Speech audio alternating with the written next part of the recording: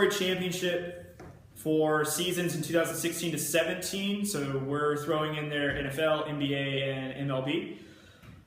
New England Patriots coming back from 25 down in the Super Bowl to win in the first ever overtime Super Bowl. Cleveland Cavaliers beating Golden State in Golden State in the 7th game, even though they were down 3-1. Wait, they were down 3-1? I didn't know that either. I mean, shoot, they didn't show up for the next 4 games after that. The Cubs winning the World Series for the first time in 108 years, and they were down 3-1 to, ironically, Cleveland. So, Andrew, which one to you is the better storied championship that season? All right, so I'll admit it.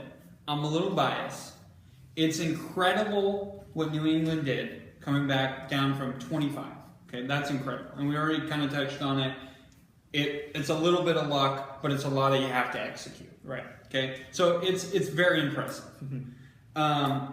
We also kind of like joke around with the 3-1. You know, the Warriors were up 3-1 and you lost it. Right. Kind of stuff. Yep. Which is a big feat for the Cavaliers. I think a lot of things fell in line for the Cavaliers to come back from that. Yeah. So I'm going to be a little biased because I really love baseball, and I'm going to go with the Cubs winning the World Series. Because it was one of those things where they got this Theo Epstein, who in Boston changed the culture in Boston and helped them destroy a drought. Right. And now he comes to Chicago. Now, when he came, the only player that was there was Anthony Rizzo. Mm-hmm.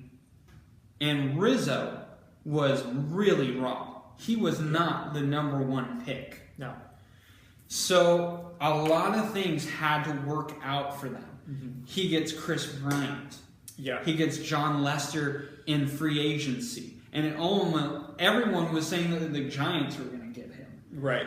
And I was telling my friend that I work with, he told me, he was like, "Oh, do you think we're going to get John Lester?" I was like, "Yeah, they're saying it's almost a done deal." Uh-huh. And it didn't happen. Right. And John Lackey, a guy who is almost like an ageless wonder. Yeah. And he's still pitching really well. And Kyle Hendricks.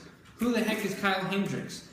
The guy pitched for it was an Ivy League. You're not even supposed to come from an Ivy League to a Major League Baseball team. And no, that doesn't happen.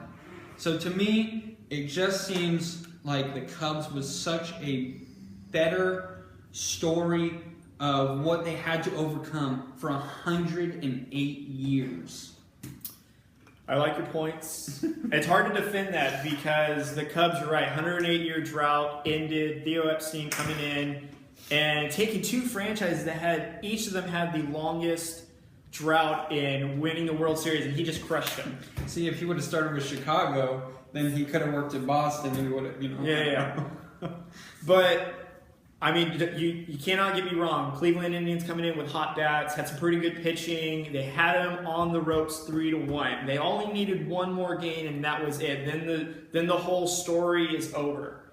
And that's great and all, but honestly, they were kind of like favorites starting the playoffs to win the World Series. They had the pitching. I mean, you talked about Lester, Lackey, Arrieta. Then you had Hamill in there. You've got Rizzo, Bryant, Haywood. So you've got a lot of good bats, a lot of good pitchers. If anything, it was like, okay, it's theirs to lose in a sense. I honestly believe that Cleveland Cavaliers winning the first professional sports championship since 1964. Not just basketball. We're talking professional sports. Baseball, basketball, football, which God only knows whenever that'll happen. And does Cleveland even have a hockey team?